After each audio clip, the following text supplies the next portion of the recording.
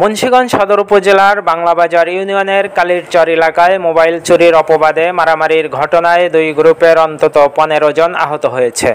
শুক্রবার সকাল 8:30টার দিকে কালীরচরে এ ঘটনা ঘটে।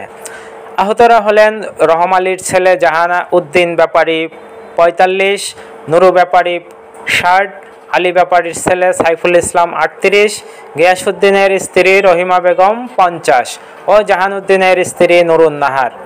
অপর পক্ষের আহতরা হলেন বাচ্চু ব্যাপারীর ছেলে শাহনওয়াজ ব্যাপারী 65, মতিউর রহমান ব্যাপারীর ছেলে আবু সাইদ ব্যাপারী 65, আনোয়ার হোসেন ব্যাপারী, মাসুদ ব্যাপারী ও আনোয়ার হোসেনের স্ত্রী আসিয়া বেগম।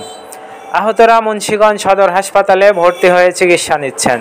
অন্যান্য আহতরা স্থানীয়ভাবে বিভিন্ন ক্লিনিকে ও হাসপাতালে চিকিৎসা নিয়েছেন। ঘটনার বিবরণে জানা যায়, বৃহস্পতিবার রাত 10টার দিকে গিয়াসউদ্দিনের